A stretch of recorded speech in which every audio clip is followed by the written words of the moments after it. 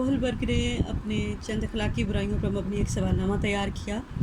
اور در حقیقت اس میں اس نے اخلاقی الجھاؤ کا تذکرہ کیا۔ مثلاً ایک آدمی جو اپنی قریب المرگ بیوی کے لیے دوائی خریدنے کی استطاعت نہیں رکھتا، کیا اسے چوری کر کے اپنی ضرورت پوری کر لینی چاہیے؟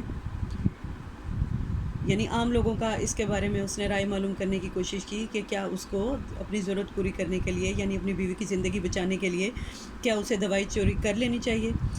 اور دوسرے کہ کیا ایک ڈاکٹر کو مہلک مرض میں مبتلا مریض کو تکلیف سے نجات دینے کے لیے موت کا انجیکشن لگا دینا چاہیے؟ یعنی وہ لوگوں کی آرام معلوم کرنا چاہتا ہے کہ کیا جو ایک مریض جو کہ مرض الموت میں مبتلا ہے، یعنی اس نے مر تو جانا ہی ہے لیکن وہ شدید تکلیف میں مبتلا ہے، تو کیا ڈاکٹر اس کو تکلیف سے بچانے کے لیے موت کا انجیکشن دے دے؟ تو کوہلبرگ نے ان تمام سوالات جو اس نے اخلاقی برائیوں پر مبنی تیار کیے، ان کو اس نے اخلاقی الجھاؤ کا نام دیا کہ یہ اخلاقی طور پر لوگ یہاں پہ الجھاؤ کا شکار ہو جاتے ہیں۔ اس نے ایسے ہی ایک اخلاقی الجھاؤ میں ایک شخص ہینس کے متعلق جو ہے وہ یہ واقعہ دراصل اس نے بیان کیا کہ یورپ میں ایک عورت جو ہے وہ کینسر سے مرنے والی تھی اور ایک ایسی دوا اسے بچا سکتی تھی جس کی قیمت بہت زیادہ تھی،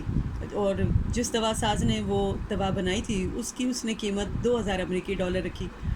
جو کہ اس دوائی کی اصل لاگت سے تقریباً 20 گنا زیادہ اس کی قیمت تھی۔ اب ہینس غریب آدمی تھا، وہ بیچارہ دوائی خرید نہیں سکتا تھا، اس نے ارد گرد لوگوں سے کافی مدد مانگی لیکن وہ آدھی رقم بھی اکٹھی نہ کر پایا۔ تو اس نے دوا ساز کو بتایا کہ اس کی بیوی مرنے والی ہے اور اس کے پاس پیسے نہیں ہیں،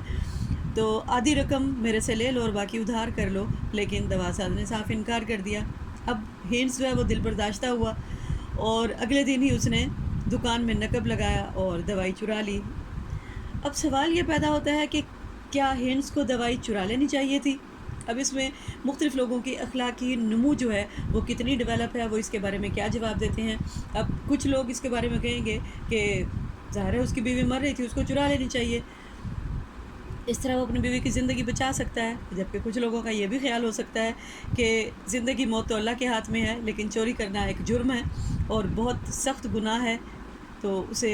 چوری نہیں کرنی چاہیے۔ یعنی اس طرح کے فیصلے جس میں فرد کوئی ڈیسیژن نہیں لے پاتا، اور پھر اگر وہ کوئی ڈیسیژن لے لیتا ہے، یعنی غلط ڈیسیژن یا درست ڈیسیژن، تو اسے سمجھ نہیں آتی کیا درست ہے، کیا دوائی چرا لے یا نہ چرائے، یا وہ اپنے اخلاقی جو ہے اس کا لیول کتنا ہے، تو اس کو دیکھتے ہوئے وہ فیصلہ کرتا ہے کہ جو اس کی سوچ ہے، جو تربیت کا انداز ہے، والدین نے کس طرح تربیت کی ہے، وقوفی نشو و نما میں وہ اپنے والدین کو اس طرح کے فیصلے کرتے ہوئے کس طرح کا پاتا ہے، یہ سب اس کی سوچ اور اس کے فیصلہ کرنے کے انداز بنا دیتے ہیں۔ تو پھر یہ کہ دوسروں کو، یعنی یہ دیکھتے ہوئے کہ اس کی وجہ یہ کہ بچے جو ہیں وہ دوسروں کے عمل کے بارے میں کبھی بھی اخلاقی فیصلے نہیں کر سکتے، کیونکہ جب تک وہ خود کو دوسروں کے عمل سے متاثرہ لوگوں کی صف میں رکھ کر نہیں دیکھتے، اس وقت تک وہ فیصلہ نہیں کر پاتے، اور جب تک ان میں اپنے سماجی کردار کی ادائیگی کی مہارت پیدا نہیں ہو جاتی، انہیں دوسروں کے کردار کے اثرات کا اندازہ نہیں ہوتا ہے۔ لیکن جیسے جیسے بچے بڑے ہوتے ہیں تو یہ اخلاقی نمو جو ہے، دوسروں کا کردار ان پر اثر انداز ہوتا جاتا ہے، اور پھر وہ یعنی والدین کا اور جو لوگ ان کی تربیت کر رہے ہوتے ہیں اور ان کے وقوف اور کوگنیشن بنا رہے ہوتے ہیں، پھر وہ فیصلے کرنے کے قابل ہوتے ہیں کہ وہ کس طرح کا فیصلہ کرتے ہیں۔ تو کوہلبرگ نے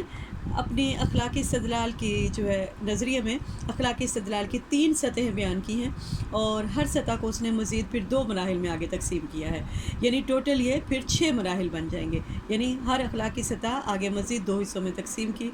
اور اس نے بتایا کہ اخلاقی نمو کا عمل بھی عمر اور وقت کے ساتھ نشو و نما پاتا ہے، یعنی اس طرح کے اخلاقی فیصلے بھی فرد جو ہے وقت گزرنے کے ساتھ اور عمر گزرنے کے ساتھ ساتھ جیسے اس کی کوگنیشن ڈیولپ ہوتی ہے، جیسے اس کا کردار بنتا ہے، جیسے اس کی تربیت میں جو ہے وہ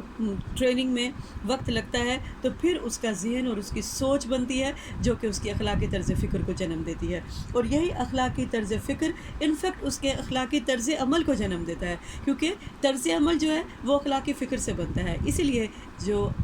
لارنس کوہلبرگ ہے وہ اخلاقی طرز فکر کو زیادہ اہمیت دیتا ہے بنسبت اخلاقی طرز عمل کو، کیونکہ اس کی توجہ کا مرکز اخلاقی طرز فکر اس لیے ہے کہ بلوغت تک پہنچتے پہنچتے بہت سارے لوگ جو ہے وہ اخلاقی استدلال میں